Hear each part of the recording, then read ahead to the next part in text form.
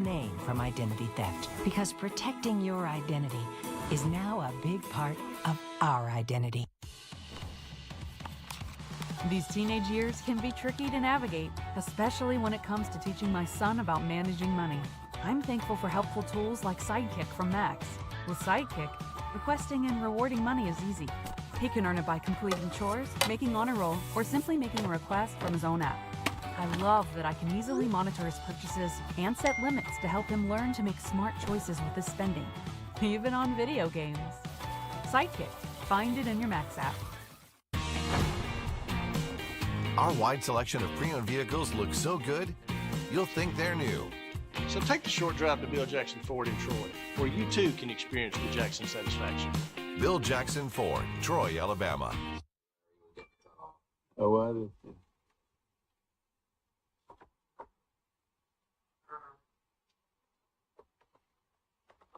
Is that kid still in high school? College. We're on live, I believe. Good morning and welcome to Today in LA. I'm Mike Amos. He's Forrest Lee, and we start a Friday, and it doesn't seem like Friday with as much football we had last night. It's here. It's flown by, so to speak. Well, of course, Charles Henderson last night defeated Carroll of Ozark 28-14 in a very impressive showing of another great player named Boyd. Yeah, 38-14. 38-14. Well, what did I say? 28. Well, I'm looking right at 38, and sorry. Parker Adams threw 4 touchdown passes to Jawan Boyd, 42 yards, 71 yards, 55 yards, and 8-yard touchdown passes. And, I saw it on TV, and, of course, to end the half, Nicholas Pearson kicked a 38-yard field goal to make it 24-14. That was real big, yeah. But he kicks the ball out of the end zone every time Charles Henderson kicks off. It is so impressive to me how he kicked it. Now, you're right, and even some looked like they were in and out of the end zone. And it was quite a performance again by Boyd, the junior wide receiver. And, of course, another great performance by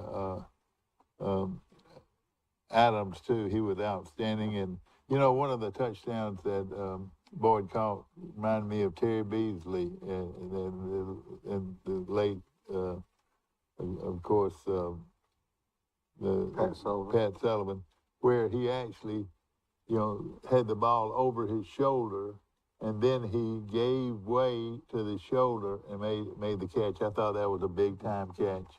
Well, there's a lot of football going on. Some of the games were moved. Highland Home went to Lynette, or I don't know where they exactly played. They played at Lynette, yeah. But they defeated Lynette. Highland Home's ranked number 2. Lynette's ranked number 6 in 2A. They defeated Lynette 28-18. Elba defeated Brantley. I'll get to that in just a minute. 42-35. Chambers defeated Crenshaw 38-6. Dothan beat Prattville 14-10. But I was listening to the Elba Brantley game on WTBF radio. I was listening to Neil Wally on TV. See, I was listening to the play-by-play of the radio broadcast of Charles Henderson last night. No, you heard that on the on the radio. Well, I picked it up on their streaming on WTBF, the Elba Brantley game. But Alvin Henderson, he's a sophomore running back for Elba. He ran the ball 25 times for 258 yards. He had touchdown runs of 14, 19, 29, 27, and 1 yard. So he scored 5 touchdowns. They've got a kicker named Alex Wisecup, who was 6 of 6 on his extra point attempts. And if you remember this about Elba, for years they always went for 2. They didn't kick the extra point. Yeah. Well, one thing I noticed in the fourth quarter, to start the second half, Elba was up by 2 scores and fumbled inside the 4. Brantley went down the field, scored, but to tie the game up late, Elba recovered a fumble in the end zone to tie the game up. There was a penalty. They could have kicked the extra point and went up. by 1, but there was a penalty. They had to back them up. They missed the PAT, so the score was tied at 35. So Elba goes all the way down the field, about 40, 50 yards. They get stalled. They kick the field goal to go up by 3, but Brantley was offsides. They take the penalty, take the points off the board. The next is a bad snap for Elba, so they get backed up. There's another penalty. Next thing you know, well, they ended up scoring, and Brantley had a chance, was going down the field, but there was a questionable call about the pass being 4th down or not. Yeah. The guy who spotted it ran across the field and spotted it probably a little bit short. So. Good morning. You're Tough on game. Today in L.A. with Mike Amos and Perry. Forrest Lee? Yeah, Forrest Lee. How you doing? Why don't you just call him Farley? Farley, that's right, Farley. Mike, with I watched Charles Henderson last night. Some of the worst referees. I mean, I've never seen missed calls left and right on a refereeing crew. I don't know how many times Charles Henderson got hit out of bounds when I watched just about 20 minutes of it. I'm gonna tell you this. And I've officiated for years and years, and I don't care who hears this. Probably the worst officiating I've ever seen. Charles Henderson had 13 penalties in the first half. Can you believe that? Every time they would do it, it would be like that. And let me just say this, and bless your heart if you're watching. I hate to say this. I don't even know the guy's name, and don't need to know the guy's name, the referee. He was putting on a show. Have you ever seen the official, wanting everybody to look at him? Instead of officiating, he would want everybody to look at him. What was the final score? Last time I saw it, 38-14. 38-14 is the final score. And let me tell you this. In the fourth quarter, Charles Henderson is walking into the end zone for a touchdown, and the guy lets the ball loose before he got to the goal line, and it went through the end zone for a touchback. Or it would have been more. It was an easy touchdown, and I can't remember the player's name. Bryson Young? No, who was the Tua? Tua did that. Well, for Charles Henderson last night, but he just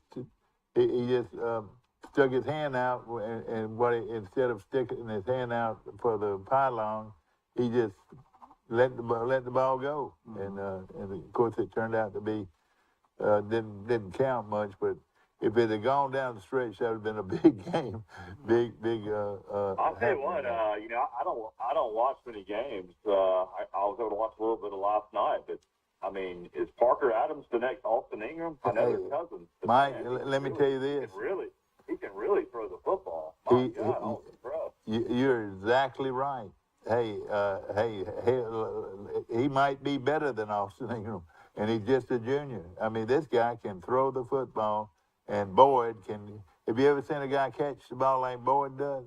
He catches I'll be at honest, apex. talking to some people last night, John Reeves and some other guys I grew up with, and I told them I don't even know who Boyd even reminds me of that ever played at Charles Henderson. He's his own star in his own right. I don't even know who you could even compare him to. Well, I've never seen a guy jump up and knock guys down once he catches the ball like that. Yeah. I mean, he's just so physically strong. You know, once he catches it, he outjumps everybody. Did you see the little swing pass?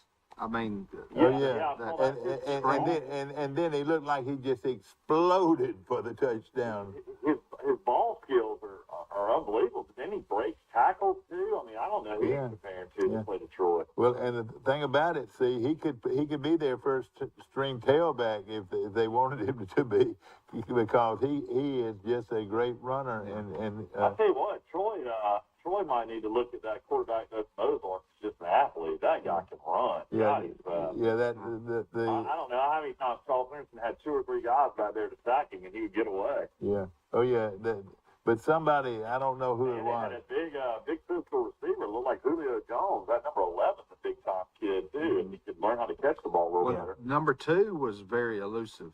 You know, Yeah, he was he was darting. He one of them was the coach's son. Yeah, that was his son, Plot. And But I was real impressed with Charles Henderson, though. I mean, most of the time I watched it, Adams had plenty of time to throw the ball. The offensive line played well, but I couldn't watch it. It was so many penalties. yeah, it was terrible. It was awful. I would almost guess, and I hate to say this, I hate to be so critical, but I would almost say that Charles Henderson was penalized for over 200 yards last night. Man, that would have to be a record if that was. It was unreal, and they wouldn't let him play. And one of the flags was this.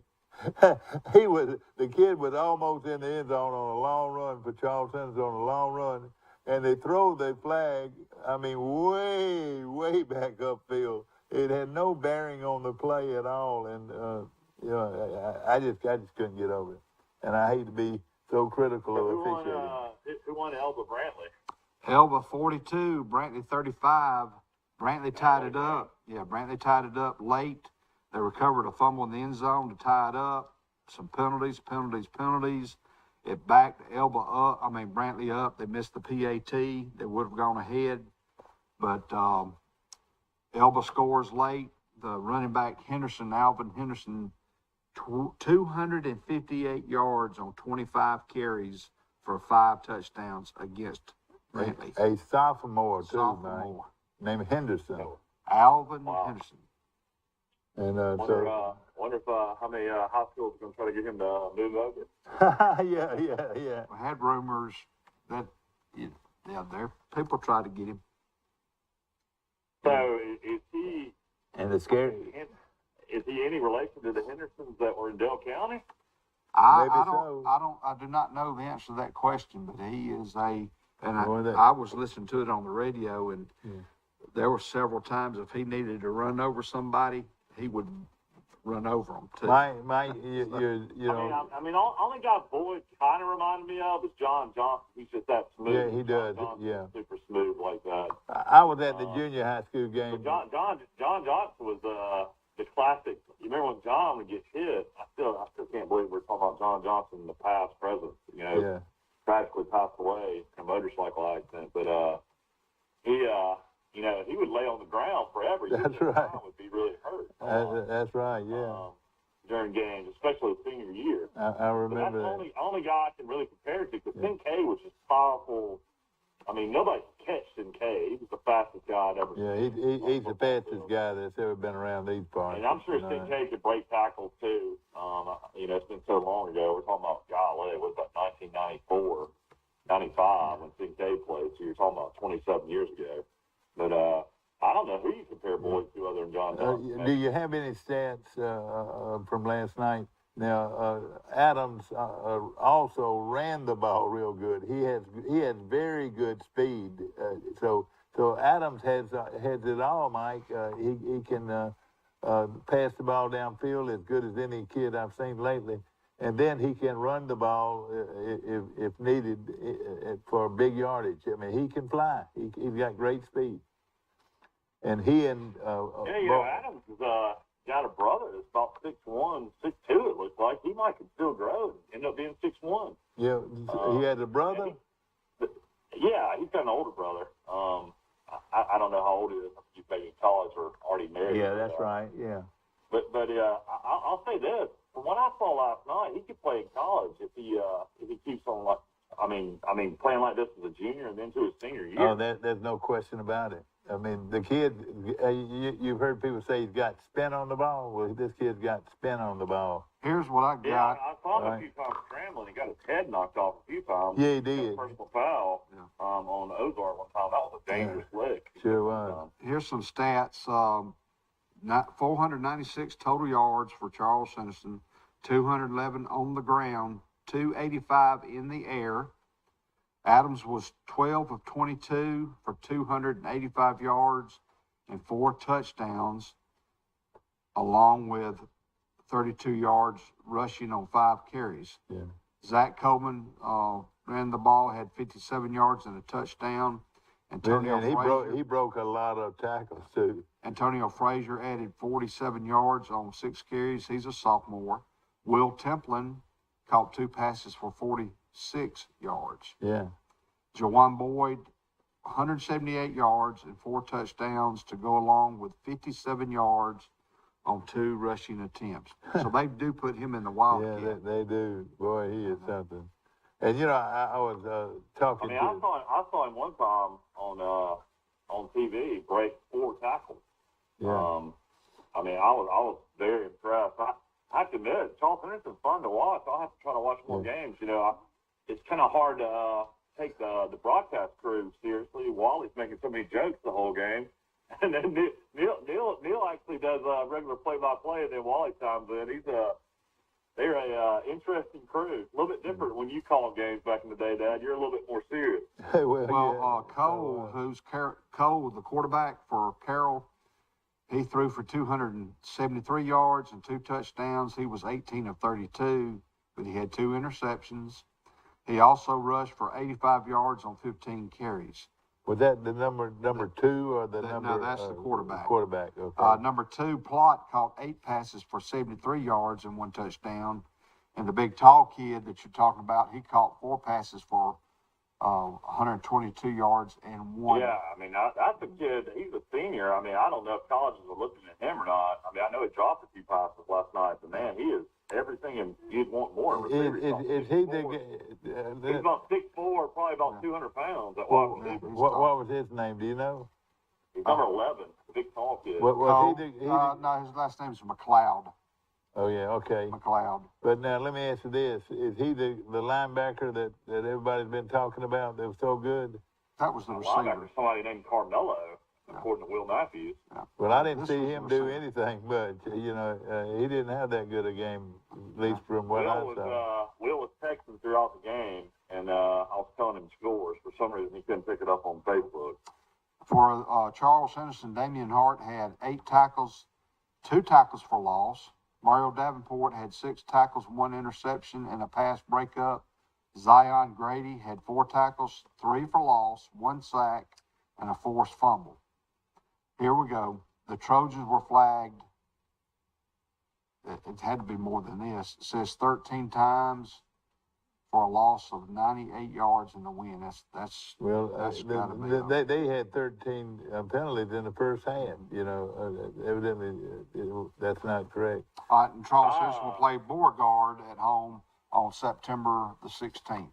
That's their next I game, was Beauregard. impressed with not Grady. I mean, Grady looked good, but there was another defensive end for Troy, number 5, that was really good. And he's only a sophomore. That kid is, and he played. I mean, Grady's only a sophomore too. That's right. Yeah. Well, let me tell you what I was impressed with. They really put pressure on Carroll the whole ball game, and their defensive ends, Charles Henson, were really impressive. You know, they hit the quarterback almost every time he threw it. You know. Yeah, the Davenport kid won 2 state championships at Five Level Arts, and he's playing, I guess, safety. I saw him catch 1 interception. He dropped a couple other ones, but I can't believe they don't have him at wide receiver too. They've got a plethora. Well, I hate to throw names out, but Mosley did not have a good game. He dropped 3 or 4 passes that he should have had. Did y'all notice that? Yeah. I saw where Charles Henderson's got a kicker kicking about 8 yards out of the end zone. Mike, every time. I mean, this kid can kick Nick it. Pearson. What grade is he in? I think he's a sophomore, maybe a junior. But he had a 38-yard field goal. Yeah, he could have been good from 48. Those, I mean, he's an outstanding kicker, no question about it. Tell you what, I watched the NFL game last night. Josh Allen, if the Bills don't win the Super Bowl, I'll be shocked. I mean, he is just the most dominant player in the NFL. I mean, the way he just slings the ball, I mean, like 60 yards with just no effort. And he's 6'6". They can't bring him down when he runs the ball. See, the thing about it, that's what it's no way to get the Bills on the field. 31-10. 31 over to the 10. Super Bowl champions. That's the right. biggest defeat in history in a long time of a Super Bowl champion. That's right. Yeah, you know, everybody saw that line. They're like, man, this doesn't make sense. The Rams are at home. They won the Super Bowl. They're 2.5 point underdogs. And man, Vegas knows it all, man. When Vegas puts the line out there, they know what they're talking Well, about. this guy, like you said, is such a great runner. Now he can throw it, but I'm impressed with the way he runs it. If it's like 3rd and 3, I mean, they could run him every time and he'd get the first Yeah. down. It reminds you a lot of like when Auburn had Cam Newton. Yeah. And he was like 6'6", and nobody could bring him down. You know, Cam Newton could fall forward and get 3 yards. Well, again, if you have caught us late, we're talking high school and college football this morning, and of course, the big one's coming up this weekend as Alabama kicks it off against Texas at 11 o'clock Eastern, 12 o'clock Central. Is that right? 11 o'clock. 11 o'clock. 11 o'clock Central? Yes. They play. Whoa, boy. Yeah. I was thinking that would be, we would be talking about Central. And the Bryce Young Alabama Crimson Tide Nike NIL replica football jersey is available for $139.99. I saw that this morning. And, you know, Bryce Young and the players can now sign before games and other events and make money off their jerseys. Yeah, Alabama, Bryant-Denny Stadium has a room specifically for NIL signings and merchandise. And, you know, Carson Tinker returned to the NFL. He got him a job snapping for the Seattle Seahawks. They signed him for their practice squad. Is he the one that his girlfriend was killed in the tornado? Yes, sir. And they were Yeah, together. It was one of the saddest stories ever. Like, literally, he was holding her. I mean, here he is, a big football player. He was holding her in a closet. Yeah. And the tornado came through the house and blew her away and him away. And he landed in a field several hundred yards away. And he lived, and she died. She hit a tree. Yeah. Oh, that was so sad. You're right. Then that was the. You know, and then Alabama also, they had a great player out of Millbrook named Shannon Brown. Oh yeah, I remember Shannon Brown. Yeah. And his daughter was also killed in that tornado in Tuscaloosa. Oh, I remember. God, yeah. You know, 50 people died. Yeah. I was working at the University of Alabama, and Dad calls me, and I'm going into work the back ways. I was dating a girl in Birmingham and drove over that morning. Thank God I'd left Tuscaloosa because it hit on 15th Street where I live. And the 15th Street diner was. Yeah, I mean everything around my condo where I live was destroyed. You were very My fortunate. Condo, I mean, my condo, had a lot of damage. I mean, every car in the parking lot was totaled. Yeah. But I've been seeing a girl, and on Wednesdays I'd drive to Birmingham and stay with her. And thank goodness that's when the tornado hit for me because I was on the road.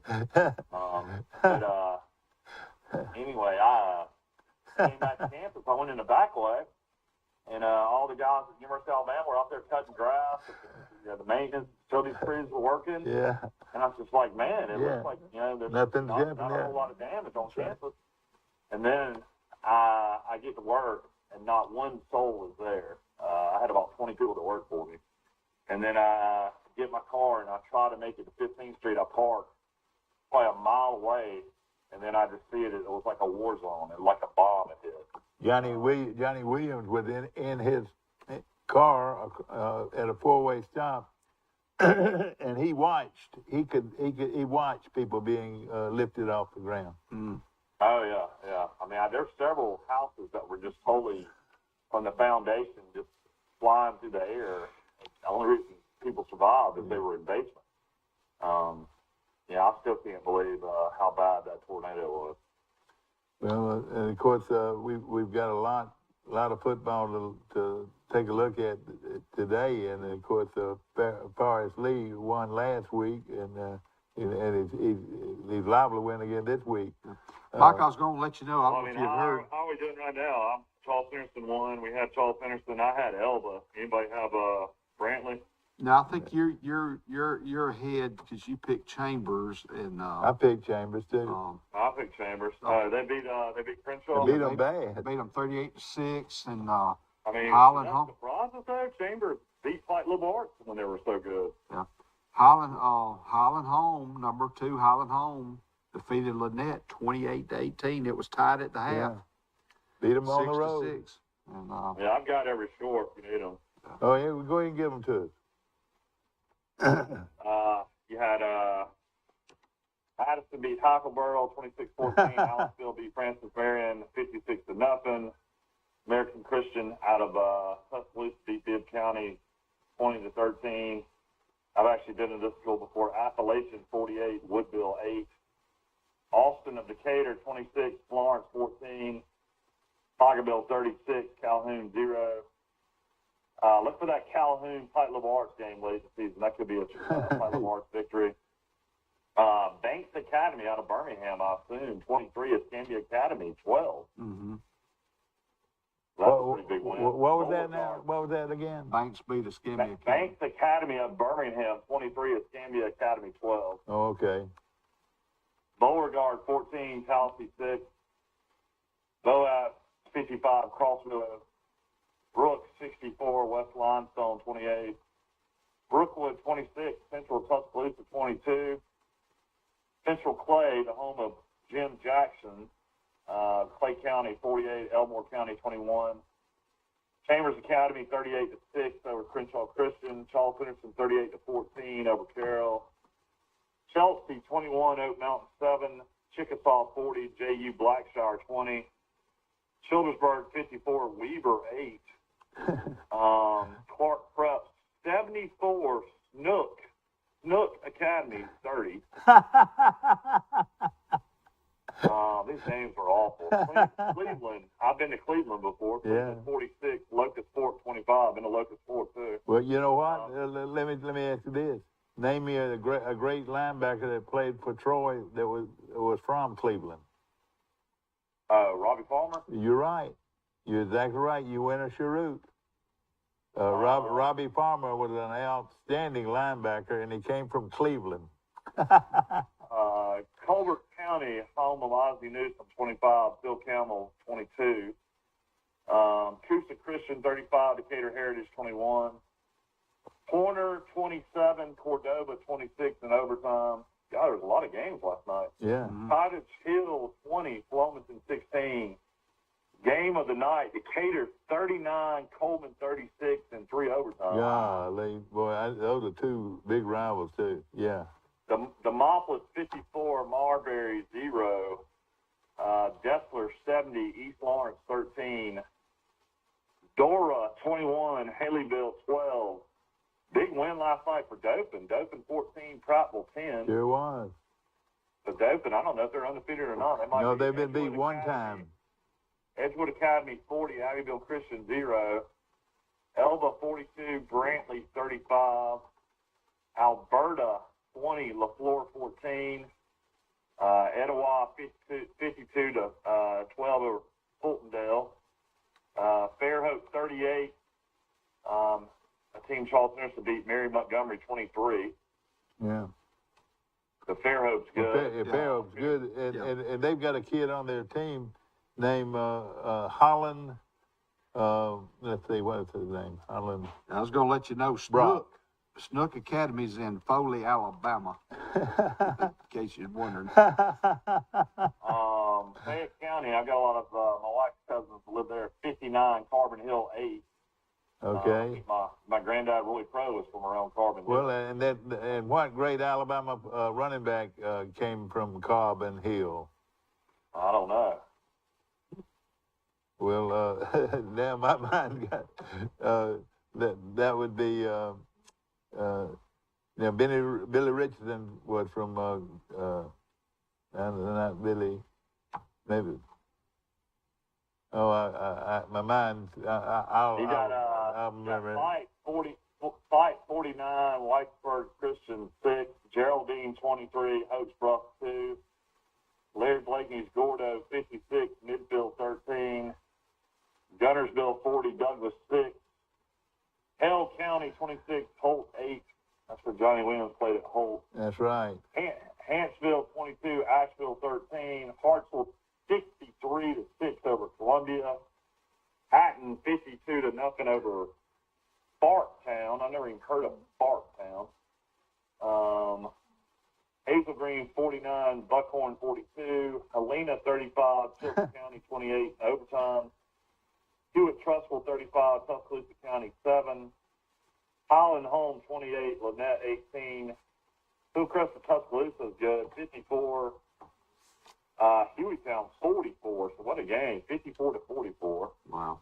And then another good game out of Birmingham, Homewood 48, Calera 38. And then Vestavia Hills played Hoover tough, only got beat 20-14 by Hoover.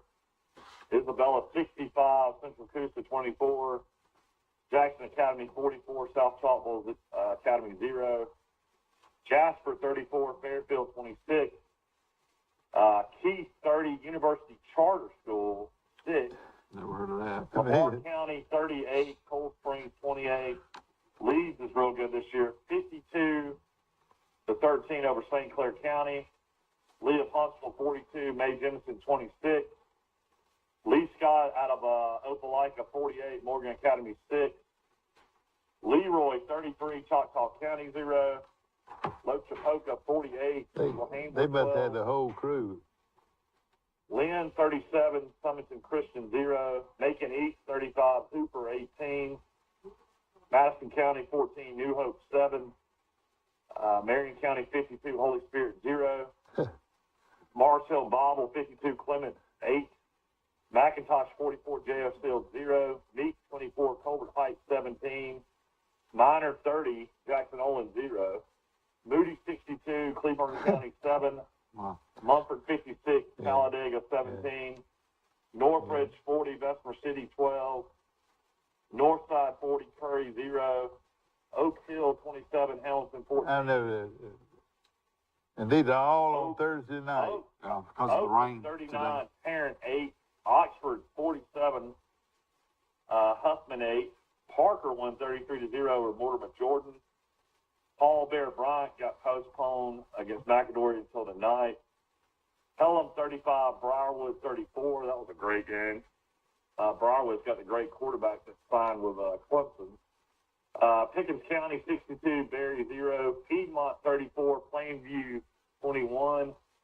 Fight Road, Ed Rigby won last night 35-21 over Sidney Lanier. Okay. Pisgah 40, Collinsville 28. Pleasant Home near Andalusia 25, McKenzie 20. Pleasant Valley 40, Holly Pond 19. Yeah. Priceville 47, DAR 0. Ramsey 21, Pleasant Grove 14. Randolph County 48, Raglan 24. Red Bay 40, Smithfield 39. Just in the horse. Hey. 62, Wilson 20. Russellville 27, West Point 0. Sandrock 35, Sexton 6. Selma 18, Holtville 7. South Lamar, my mother-in-law's from South Lamar. Home of Billy Atkins. That's Millport. South Lamar 35, Hubbardville 20. Southeastern 21, West End 15. Southside Gaston 42, Springville 0.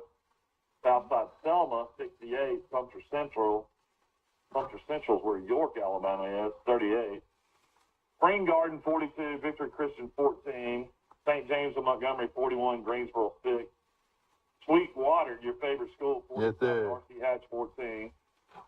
Sylvania 42, Ahaki 14. Tanner 26, Faultville 20. Theodore 49, Baldwin County 0. Thompson 35, Spain Park 14. Tuscaloosa Academy, now playing a public school schedule, 26, Greene County 16. All right. I think they're 500. Valley 46, Sylacauga 14. Verbena 54, Billingsley 14. Vincent 53, Fayetteville 0. Piedmont 47, Friendly Mountain 6. W.S. Neal, Hugh Fountain 41, Monroe County 12. So Hugh Fountain's winning at W.S. Please tell me there's no. Almost. Wadley 44, Donahoe 12, Donahoe's Hampton. Walter Wellborn 62, Beulah 7. Walter E. Wellborn. Winona of Birmingham 35, Carver of Birmingham 34. That was a great game. West Blockton 18, 60 Valley 14. West Morgan 42, Central Park 0. Westbrook Christian 43, Glencoe 10. Winterboro 45, Talladega County 8. And that's your scores on Thursday. Oh, boy. And Who in the world is left to play tonight? I know it exactly. they moved all those for the we upcoming rain. We know one big game tonight that has not been called yet is Arrington and GW Long. GW Long. That'll be in Arrington. Of course, Pike County plays Yeah. on the road against Northside Methodist. Goshen's on the road, I think, at Lafayette. Isn't it amazing? Y'all talk for a while. I need a break for my voice. All right, Mike. But before you break, listen. I'm kidding with you. Mike, the great Cotton Clark came from Carbon Hill. The great running back at Alabama back in the early '60s was Cotton Clark from Carbon Hill, Alabama. So, That was a great name. Cotton Mike, Clark. I cannot believe that. Ladies and gentlemen, I was expecting him to give about 10 or 12 scores, but everybody decided to play on Thursday night last night. Want to stay out of the rain. And I of was course, gonna say, are we about to have the rain of the century or something in Alabama? I know it. Several. But it was a great night to do it, but I cannot believe so many. There were so many people that are not going to be playing tonight. Okay, ladies and Yeah, gentlemen. I was looking at the weather in Troy next week. It looks like Monday's gonna be 68, Tuesday 64, Wednesday 61. 61. These are lows. Thursday 65. So it looks like you're gonna get a little cold snap next week for the morning. I know. Wouldn't that be means great? Yeah. Deer will be traveling.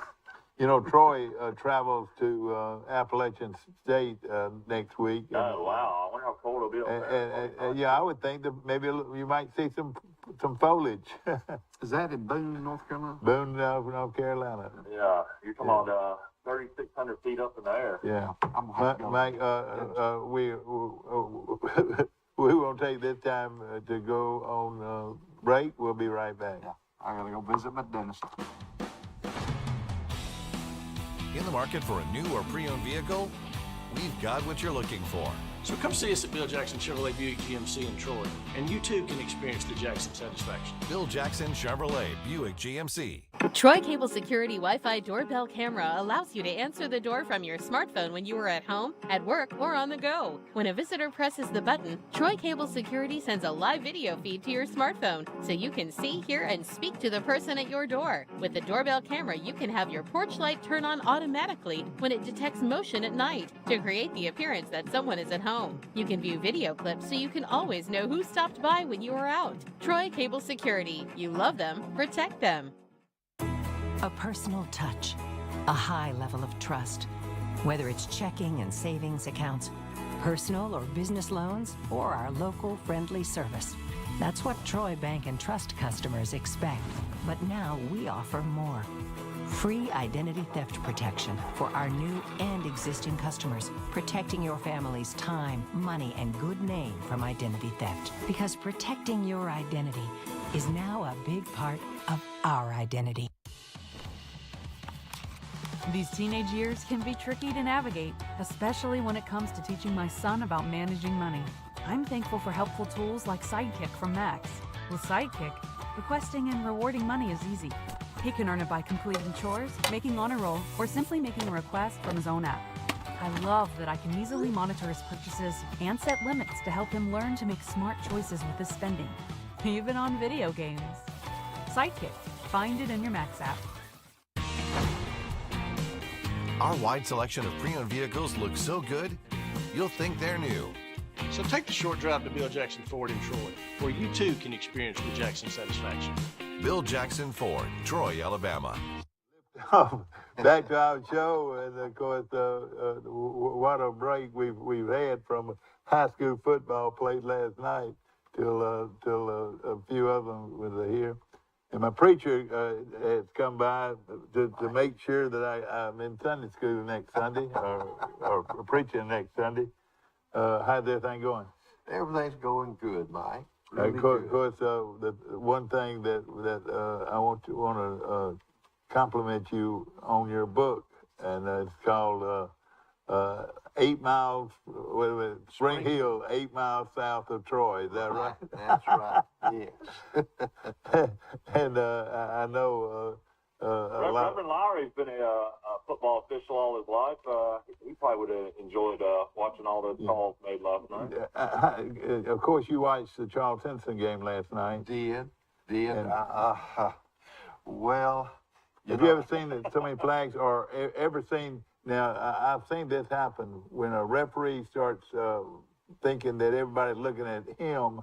Is when you get in real trouble, because he was putting on the show, that referee, and was making some of the craziest calls, especially the one that Charles Henderson raced for about 50 yards, and he's the only one back there, and he walks all the way back, and calls a flag. I've never seen anything like it. Well, that's... Yeah, I mean, the play had gone 50 yards down the field, plus it'd been over almost 5 seconds. You don't usually officiate in another official's territory. You know, you got a place that you cover. And That's right. Yeah. You're responsible. But a flag way down the field is usually most unusual. Yeah. Well, and of course. So, are you still working the Troy games? Are you still on the visiting team sidelines? I tell you, I just told Mike, they kick me upstairs. I guess when you get old, they're afraid you're going to get hurt, and they want you to get off the sidelines. Yeah. I no longer work the chains, but I'll be doing the play clock, the 40-second clock. Did you, being a preacher, ever have to tell those coaches to have better language when you're over there? Mike, I'm sure some of these coaches said that you got to be real careful, everybody. That this guy's a preacher. Well, I'll give you a little example. When Navy came to town. Yeah, that's right. Yeah. Of course, the players said nothing, but the coaches were quite profane, and there was a big sailor there. I could tell he was one of the college officials. And I jokingly turned to him and said, "These boys cuss like sailors." He says, "Well, sir, they are sailors." And I remember that the Navy coming to town, and the Army's going to be coming to town this year. Of course, Mac Lowry is the pastor of Calvary Baptist Church, and I proudly say that I haven't been very good lately, but that I'm a part of that congregation, and it's a wonderful church located on Orange Street right in Troy. And, of course, you have written a book, and I'm excited about that. We're going to go into that right after I mention this. You know, you have been officiating ever since Scotty put you on the field. And I don't know if Scotty, the late, great Scotty Sowers, you know, he led so many people to officiating. Yeah. And I was talking to a guy the other day. He said he had never officiated a game. He had never even been on a football field in a game, and Scotty put him as an umpire for a high school game. And he said that, "What I do? I'm supposed to spot the ball? Where do you want me to spot it?" But you have officiated for a long time. It's just sort of your pastime, and of course all your boys are famous, you know, now, and of course Mike, you know his boys quite well, don't you? Yeah, I think I didn't choose the right career path, because Chris Lowry and I are graduates of Charles Henderson in 1994, and I think Chris retired from his job about 3 years ago. Right, from the fire department here in Troy. Yeah, but they all are from Carmi to, and of course, Wally. Yeah. And I tell you what, I was in the doctor's office the other day, Dr. Law, and saw all of Wally's paintings on the wall, and he really is very talented in that art. True, he does. He did the front of the book. Yeah. He did the stuff, and Jerry took everything and organized it, you know. Well, and I don't even know if y'all even brought a book with you, did you? I didn't. I really didn't. I'm sorry. But back to officiating, you've been officiating a long time, and you worked the college, you know, and that's a different ball game. Definitely. And tell us what you do. Well, for years I was on the chain gang. Dan Smith and I Yeah. drug the chains. Of course, they kicked him upstairs. He does the scoreboard now, you know. Then I think the kids finally convinced Brad Money that I should not be on the field anymore. And he asked me to please go up and start doing the 40-second play clock, you know. And I did.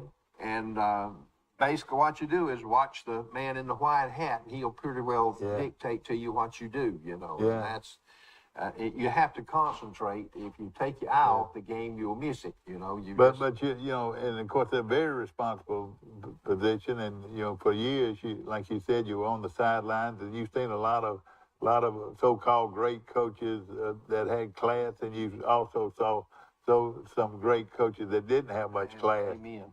and of course, you know, I watch these guys, and you know, and usually the ones that are behaving themselves are winning the football game. The ones that are raising Cain or raising hell are the ones that are losing the ball game.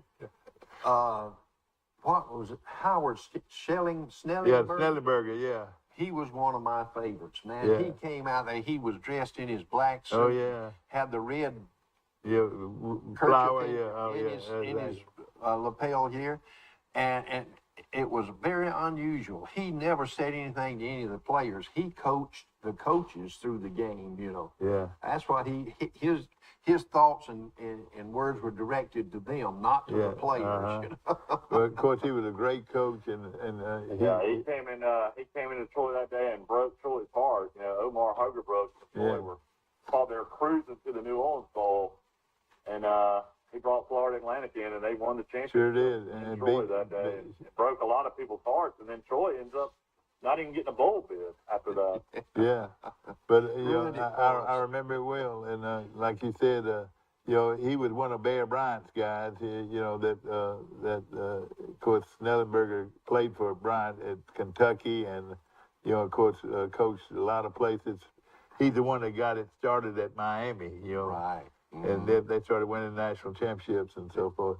But so when you were growing up in Troy, I mean, when did you first preach around the Troy area? I mean, did you preach when you were younger, or is this something you took up when you were later in life? Well, later in life, of course, I was a member of the Spring Hill Baptist Church, and one of our pastors, Shelby Dunford, began to talk to me about the ministry. Of course, I didn't want to go there.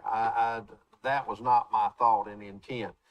But when I left Troy and went to work in Columbus, I started attending the Northside Baptist Church there, and I felt the call to the ministry in that church, and they ordained me in, 1961?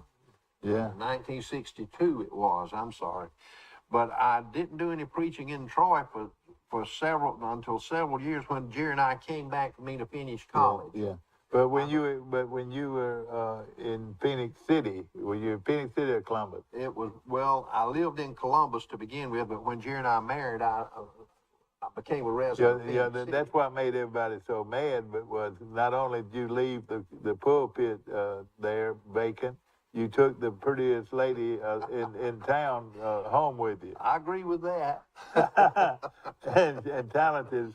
And sweet and very, you know, I love to hear her sing. And, you know, if you go to Calvary Baptist Church, you'll be able to hear her sing a lot, you know. Absolutely.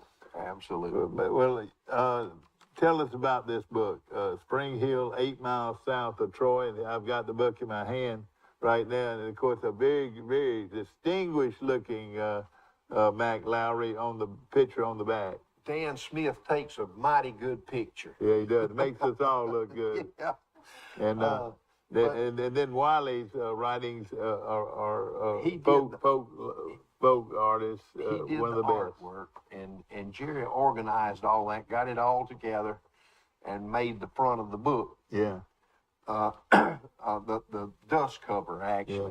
But the book is about the first 21 years of my life as I lived at Spring Hill, and the 4 institutions that had so much influence in my life: my family, my church, the school, and the community at large. you know, working to bring me to manhood and to fruition. I say a whole lots about that. And of course, I say a lots about other things. There's a whole chapter in there on Troy. Yeah. As I saw it as a boy. You know, it's not that one would of be those intellectual flowers. It's from the eyes of a boy. But you, and of course, you grew up in Spring Hill, but you went to high school. They bust you in from Spring Hill to Troy. Yeah. Right?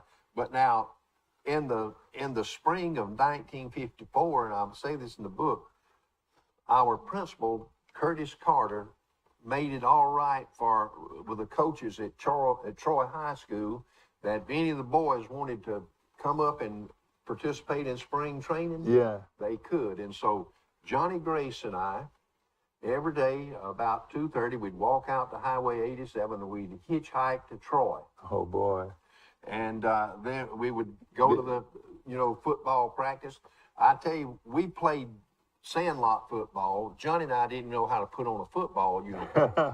Bill O'Neill showed us how to put on a football uniform. That was a good deal. And he told us to just listen to the coaches and do what they said. Now that was our instruction starting. That's about what we knew.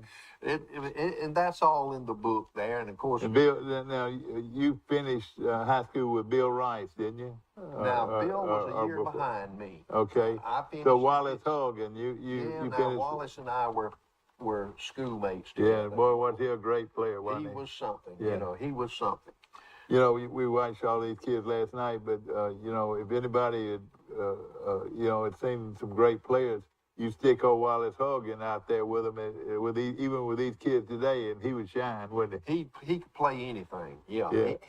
It was just in him. Of course, he was raised at the Baptist Children's Home, and a lot of them were back then. You know, I remember this was before weightlifting. Yeah, and weight that's right. classes and all Yeah, that. exactly. But he just had a perfect body, just a perfect build. You know. But what if he had worked out with weights? Oh my! He'd been a Hercules, wouldn't he? No telling. Yeah. But and of course the Dozier twins were juniors when you were senior. Yeah. Cecil and Carrie, I remember them well. Cecil, he was. I don't know. I think he was a little more personable than Carrie. You know. But he and Carrie was an all-state football player. Right, big buddies. I remember one night we played Luverne and Carrie, bless his heart, he must have fumbled 4 times. Yeah. Somebody at Luverne was putting the bunny on the ball. He knocking it out of Carrie's hands. But then the fullback was Bill Rice, and he weighed about 225 or something like that. He was a whopper, if I can use And that then Columbus Patman, now the late Columbus Patman. We lost Columbus not long ago. I thought a lot of Columbus. You know, he's the fella what grabbed the duck. Yeah, I was a little kid at that game. I saw it with my own eyes, and people still say, well, you don't know what you're talking about. But somebody said it was a duck, but hey, a duck don't fly that fast. I mean, it was a goose, not a duck. Okay. So Reverend Lowry, the process of writing a book, have you been keeping journals throughout your life? I mean, have you always kept up and kind of had an idea of wanting to produce a book and about Spring Hill and where you grew up? I mean, how did this come about? I mean, is this something that you've always kind of wanted to do and just finally did it? Well, when I left college, I really had the desire to write. But of course, when I left college, Carmi had just been born, and I had the responsibility of the family, and I took that first. And so years later, I got reacquainted with one of my college professors, Jack Solomon, and he insisted that I do some stuff. I had written some poems, and I gave them to him, and he said, these should be published. Do you have any more? I said, well, I have a few more. So we put together a volume and published it. But in the middle of that, Mr. Solomon passed away and left me with I didn't know how to market a book, you know. Yeah. So I had, and I didn't do much with it, but it was well received, but I didn't do a whole lot with it. But I always had in mind of writing the book about Spring Hill and Troy. Mm-hmm. and somebody suggested that I just sit down and do it, and I said, well, I'll try, and I started writing, and so this is, but I didn't keep any journals. It was just from my own memory, from the memory of others, my sister-in-law Faye Abercrombie Lowry, my brother Frank Lowry, Carol Reddick, Tip Boutwell, lots of people, filled in the cracks. I had some thoughts, and they filled in the cracks with the information. Yeah, I want to mention a few Spring Hill people that when somebody mentioned Spring Hill, I remember so many people there. One of my good friends grew up in, of course, Joe Boutwell, and his dad. That was Hennon and Glennie's. Yeah, that's right, and Hennon boys, and then all those great Sunday afternoon baseball games down there. Did you touch on any of that? Oh, cow pasture, yes. In fact, there's a poem in there about cow pasture baseball. Yeah, well, that's good. And that was one of my favorite things. Of course, that's where I learned my baseball, in the cow pasture. Yeah. And of course, old Jerry Wayne Spencer was younger than you, but a good friend of mine. And he came out of Spring Hill, and that was Helen and Gerald's. Yeah, that's right. And I could go on and on talking about people that I knew from Spring Hill. But this is if you grew up in Spring Hill today, you would not actually go to Troy School, would you? Would you go to Goshen or Pike County? Where would you go? I think they go to Goshen now. I'm not sure. I think that's where the Spring Hill students go, to Goshen. But you're right. And what would you consider Spring Hill outside of Troy? Where would Spring Hill officially start? Well, of course, when you leave Troy, you go through Mossy Grove, and when you get to about Benny Pinkard's house, I'd say that's about the line, and from there down to what we used to call McDonald Hill on 87. That's like the split. The split going to Enterprise Elba, would that be the end of it? Now, Spring Hill would go a little bit farther down, 167, Where did all those Reddicks come out of? They came out of Spring Hill, didn't they? Well, all those Frank Reddick and all those guys. They were Doug over. Reddick. Actually, no, they were over in the Brundage area. They were on the east side of Walnut Creek. We were on the west side. Okay, that's it. And but of course, you react to so many childhood dreams, and you all had a great church, and evidently you had somebody that really inspired you to go into the ministry. Well, there was two. I mentioned both the churches, Spring Hill Baptist. We remember that, and then Spring Hill Methodist. We met second and fourth Sundays. And the Methodist church met on third Sunday. Well, we'd go to Sunday school on third Sunday, but then we'd cross the road and go to the Methodist church preaching. So we got preaching 3 Sundays a month, So that worked. And of course, the Methodists and Baptists were really, really close together. They really cooperated together, It was a real good thing. We supported what each one did. I do some stuff on weddings, and all the weddings I cover is in the Baptist church. There's one thing I don't ever remember going to a wedding in the Methodist church. Really? I don't know why that, but they all seem to be at the Baptist church. Yeah, I got you. Well, to get this book, how can someone order the book, or tell us how we can get it? I'm going to have, I'll be signing the book at the Calvary Baptist Church this coming Sunday afternoon from 2 to 4. 2 to 4. If they want a copy, I'll be happy to autograph the copy. A lot of people have bought it off the internet. And if you bring the book, I'll be happy to sign it for you. Well, that's great, there, and of course you can get it from the West Bow Press, the people that publish the book. They don't charge any shipping charges if you order off the internet, Westbow Press. And then it's listed in Amazon and Books A Million, all these outlets. Has it been received pretty well so far? It has been. That's great. We've sold copies from California to Maine. Well, isn't that great? Isn't that great? That, you know, once you get on that internet, it'll surprise you about, you know, there are people that love to read books like this, and of course, So are you going to be a one-hit wonder, or you got book number 2 on the way? Well, I actually don't tell my wife, but I'm really working on 2. She says she doesn't want me to do any more books. I'm going to redo the volume of poems, and then I have a sequel to the Spring Hill book. Yeah. You know, you and I go pretty far back, and you know, I've always respected you as a pastor, and I love going to your church. You know, Scotty, talk about Scotty.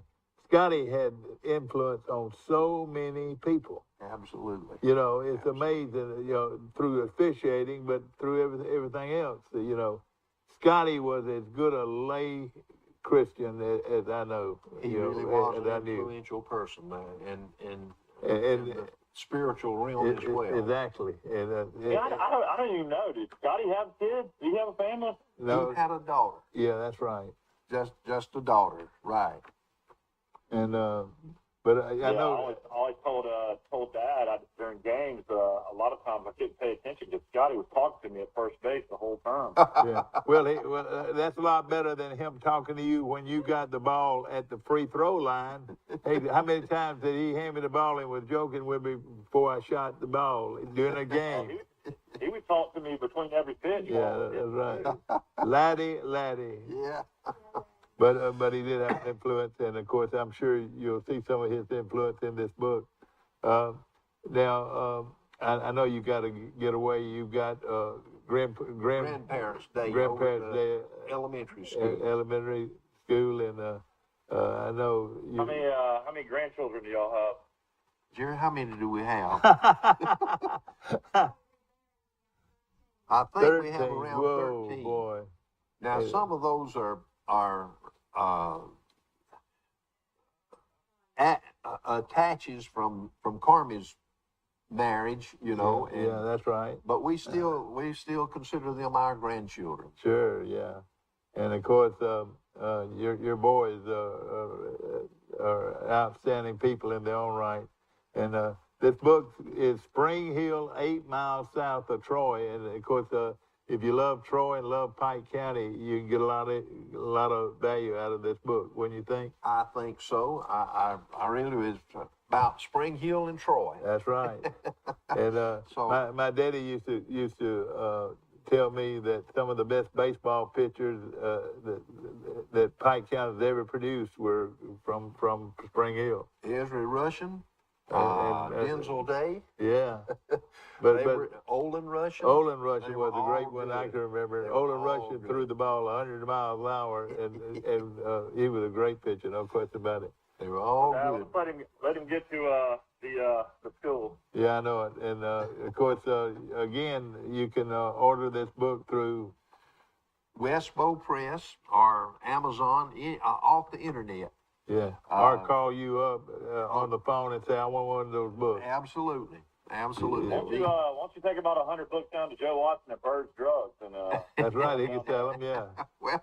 Well, I tell you, I'll stop by Joe and see if he wants to do that. Right. Yeah, well, y'all do, and I'll buy you breakfast this morning. Well, I wish we could, but we got to go see. All right, you're gonna miss out on a great bird. You're gonna miss out on a great bird's breakfast. But he's gonna get to those grandkids. We're gonna take a short break. We'll be right back.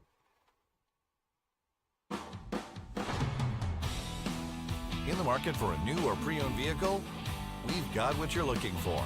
So come see us at Bill Jackson Chevrolet Buick GMC in Troy, and you too can experience the Jackson satisfaction. Bill Jackson Chevrolet Buick GMC. Troy Cable Security Wi-Fi doorbell camera allows you to answer the door from your smartphone when you are at home, at work, or on the go. When a visitor presses the button, Troy Cable Security sends a live video feed to your smartphone so you can see, hear, and speak to the person at your door. With the doorbell camera, you can have your porch light turn on automatically when it detects motion at night to create the appearance that someone is at home. You can view video clips so you can always know who stopped by when you are out. Troy Cable Security. You love them, protect them.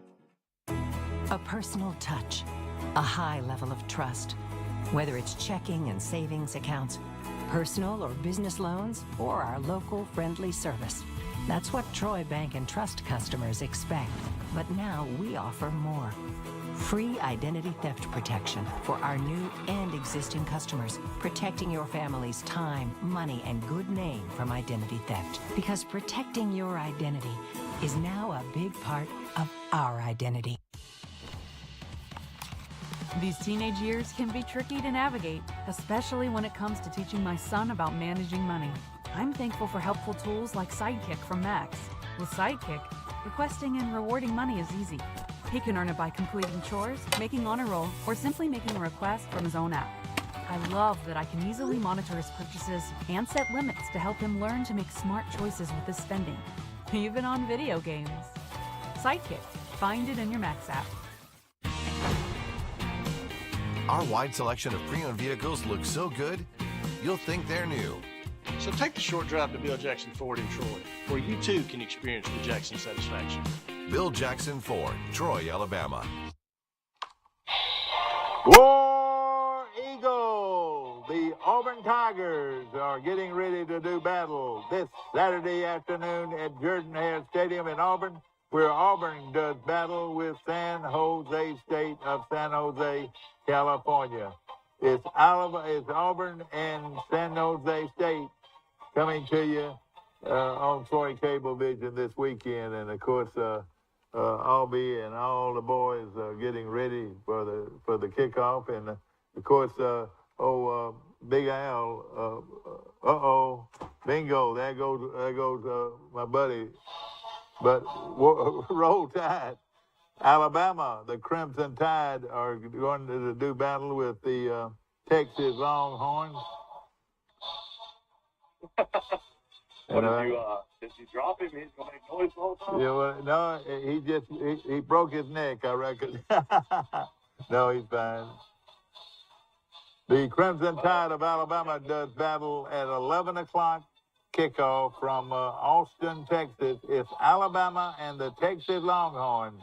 It should be one of the big games of the week, and Alabama could be tested a little bit here as Texas will be playing at home against the Crimson Tide again at 11 o'clock.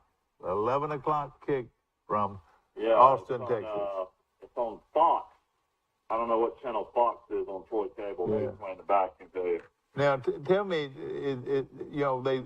Fox just spent a bunch of money on TV. Fox still has the rights to the Big 12, so that's why it's a Texas home game. Even though Texas has joined the SEC, it's not going to be until another couple of years. So, big game tonight down in Orlando. You got Central Florida 1-0. Gus Malzahn, Chip Lindsey, the former Troy head coach, offense coordinator Brian Blackman, the former Troy special teams coordinator at Central Florida. They'll host Louisville tonight, but Vegas is trying to tell you something here. This game will be at 6:30 on ESPN2. Central Florida was an 8-point favorite, but the line has gone down to 5.5. So Vegas is telling you to take Louisville in this game. Oh, really? Oh, man. That surprises me. But even though Louisville got blown out by Syracuse, 31-7. Yeah. Okay. Also, later tonight on CBS Sports, CBS Sports. I don't know what it is. It's like kind of like a channel on the high numbers. New Mexico will host Boise State as well. So you got two games tonight. Yeah. Mike, of course, you don't hear of Nebraska playing many games at night, but Georgia Southern plays at Nebraska 6:30 kickoff, and that's tomorrow night. I mean Saturday night, and you know, it's something about Georgia Southern that could give Nebraska some trouble. But what do you think? I don't think I think it'll be somewhere around that line, somewhere around 23, 24 points when it's all said and done. I mean, Nebraska's got talent. That quarterback can really throw the ball. The transfer from Texas. Actually, I feel like if that guy was at Texas, he would give Alabama more trouble than playing the freshman quarterback tomorrow. Yeah. And this guy now plays at Georgia Southern? No, he plays at Nebraska. Oh, okay, yeah, Nebraska, yeah. I mean, Georgia Southern's hard to understand how they're going to be. You know, you got Clay Helton that left USC. He didn't run any kind of wishbone option at USC. He's a spread coach. Yeah. You know, his dad was Kim Helton, the love doctor. Yeah, that's right. Yeah, I remember it well.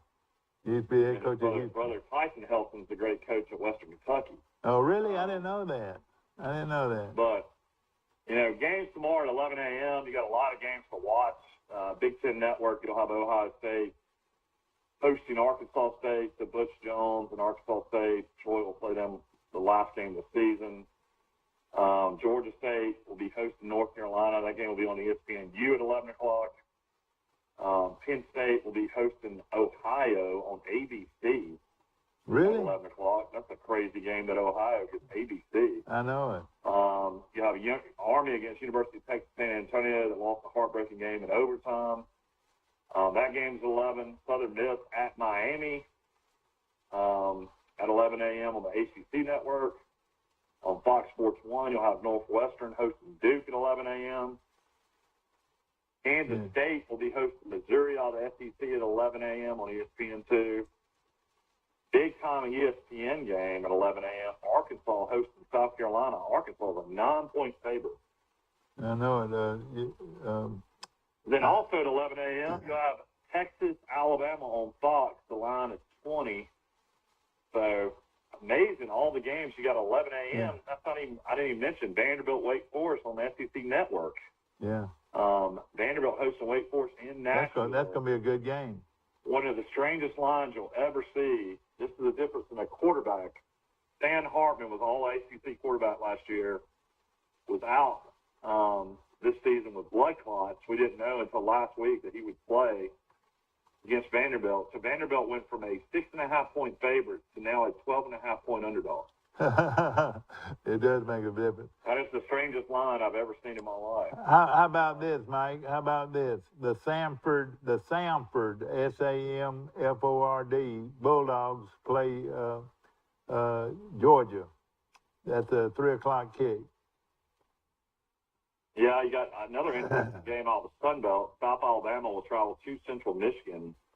So that's going to be South Alabama trying to go up there and beat Jim McElwain. That's a long trip. South Alabama to go to Central Michigan. But you know what? I like South Alabama.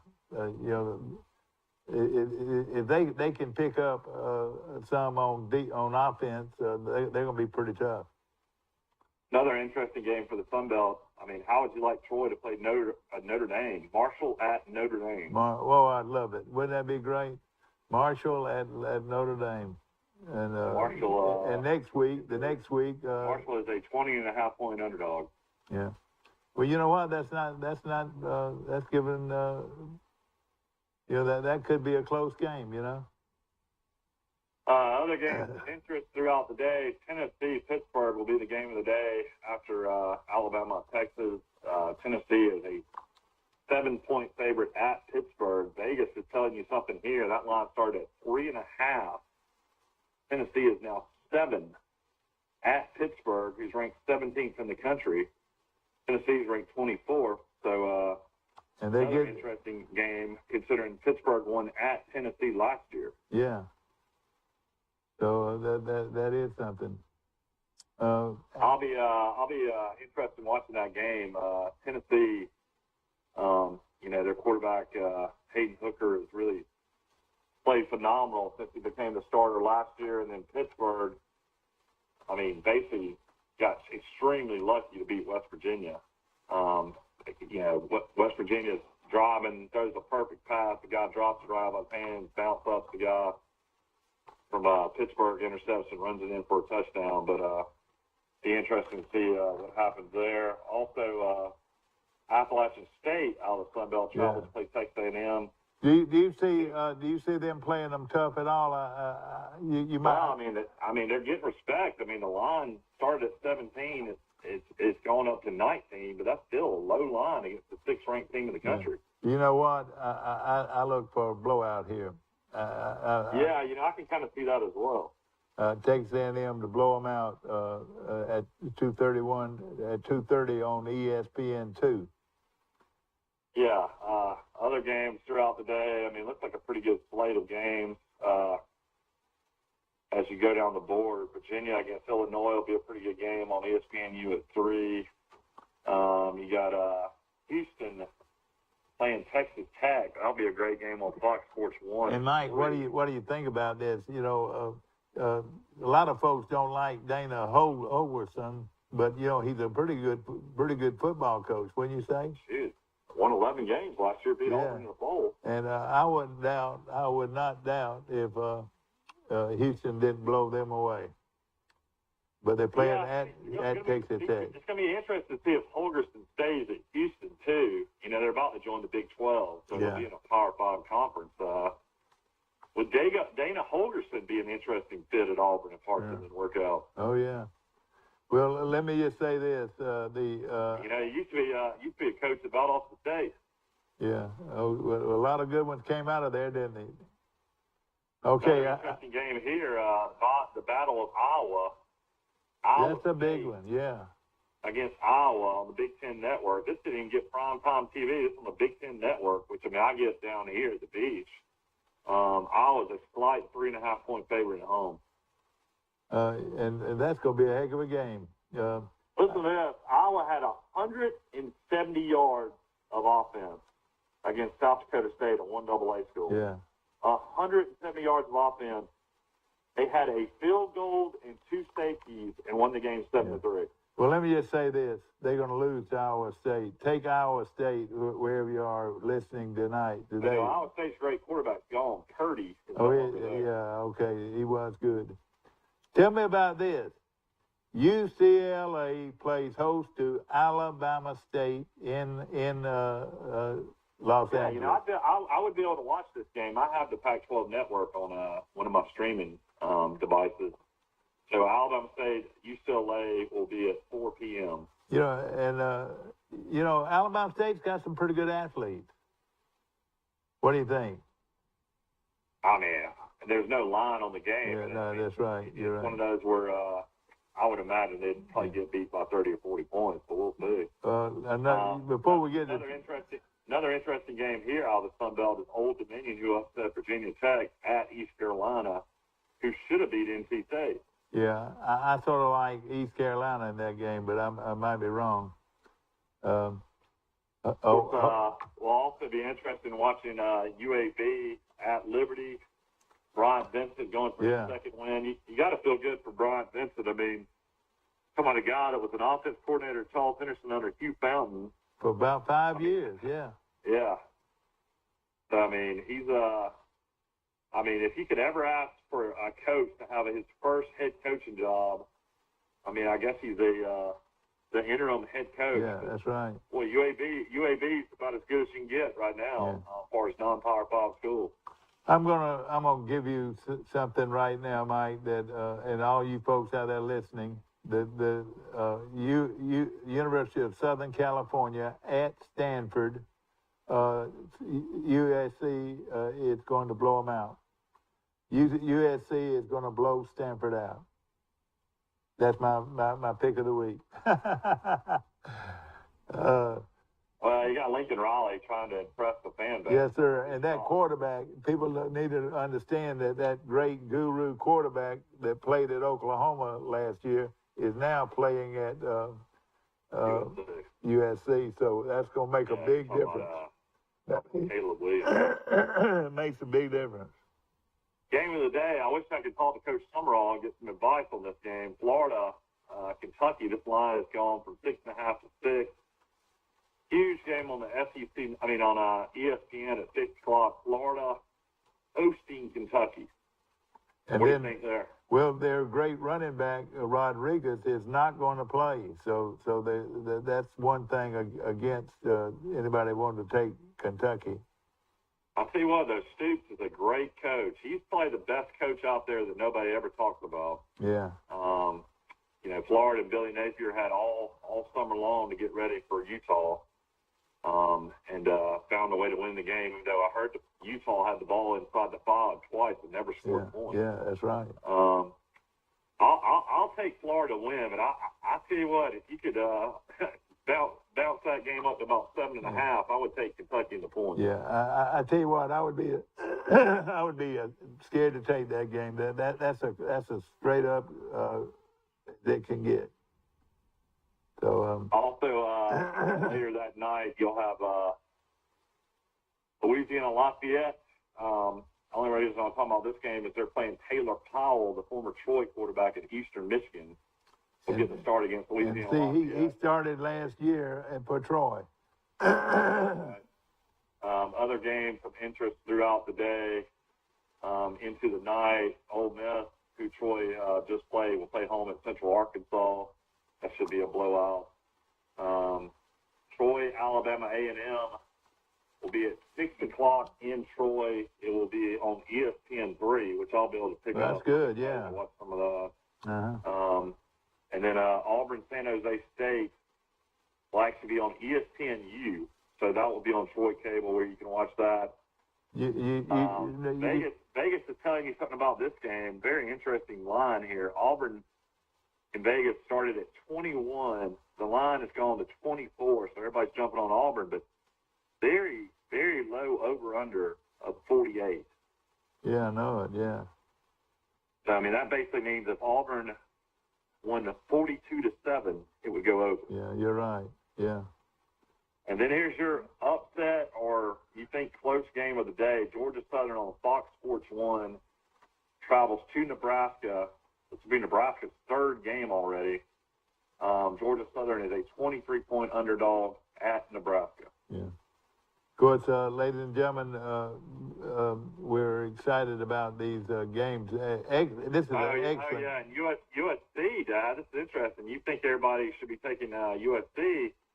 The line opens at 10.5 at Stanford. Now the line in Vegas is down to 8. Oh, boy. So that means everybody's going the other way on Stanford. So you could possibly get USC under a touchdown, kick. That's right, yeah. And another game that could be a good one is Arizona State at Oklahoma State. Arizona State is supposed to have one of their better teams. Yeah, Arizona State's ex-quarterback looked pretty good for LSU running the ball in the second half and in the first half against Florida State. Daniels was the starter at Arizona State. I feel like he's going to be pretty good at LSU. All right, ladies and gentlemen, what we want you to do. That game will be on ESPN, too. Well, what we want you to do is to come out and support Troy University this weekend as they battle a team from Alabama A&M. And, of course, we look forward to seeing you out at the stadium this weekend. And, of course, it's a 6 o'clock kickoff, so it's plenty of time to get out there and find you a tailgate spot and cook you some hamburgers or hot dogs and with your family and just have a great time at this Troy University football game. Of course, the Sound of the South will be there. Hope the weather will cooperate. It looks like it's 50% chance of rain. Hopefully, it'll not be that bad. I'm thinking that we'll be able to get it in. It's going to be on and off rain, and the big rain's supposed to be today, and hopefully a lot of it will blow out of here. Yeah, the biggest game probably at night will be Baylor, 1-0, number 9th ranked team in the country, will be on ESPN against BYU. Is that tonight? How about tonight?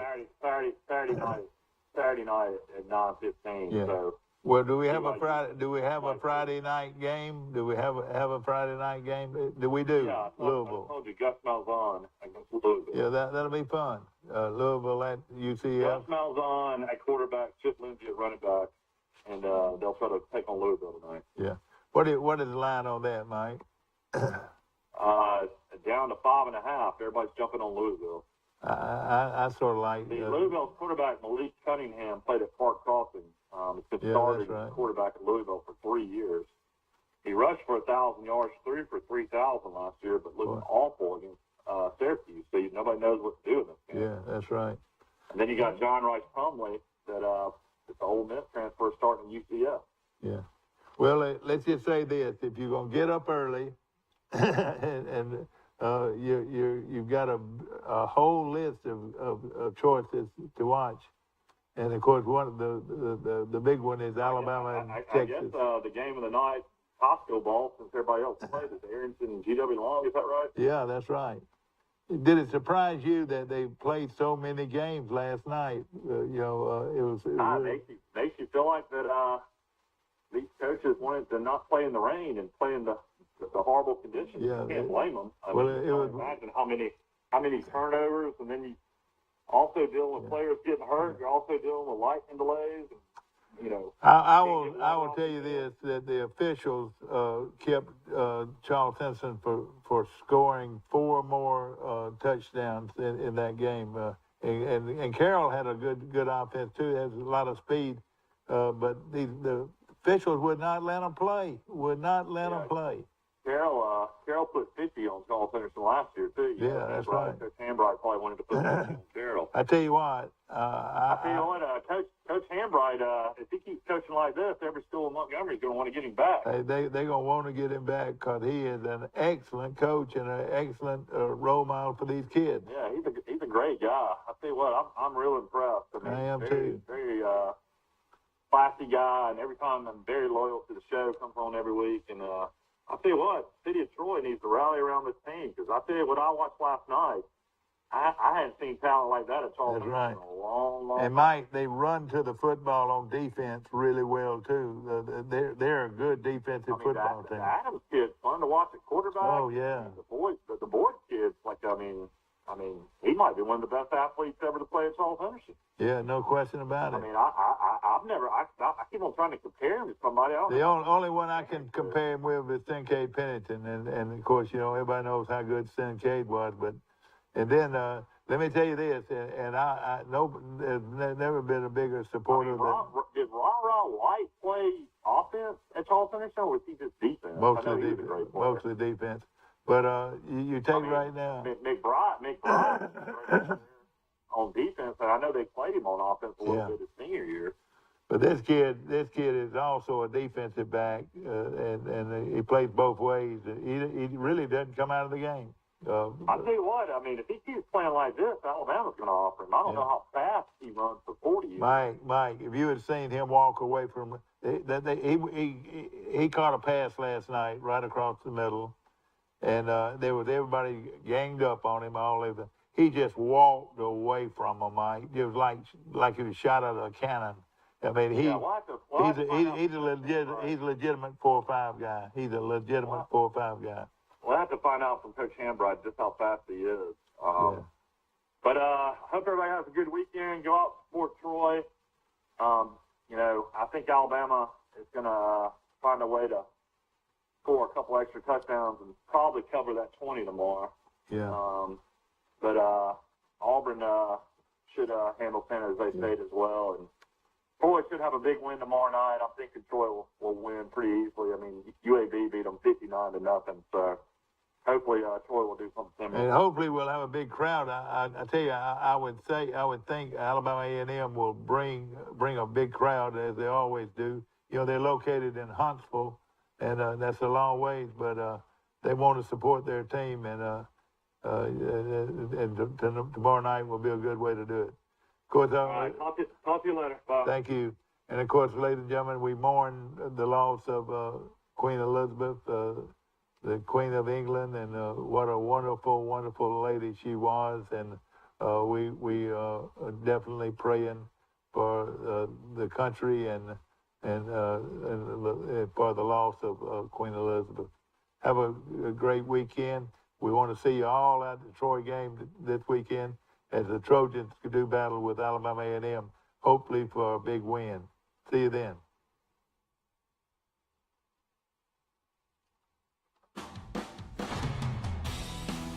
In the market for a new or pre-owned vehicle? We've got what you're looking for.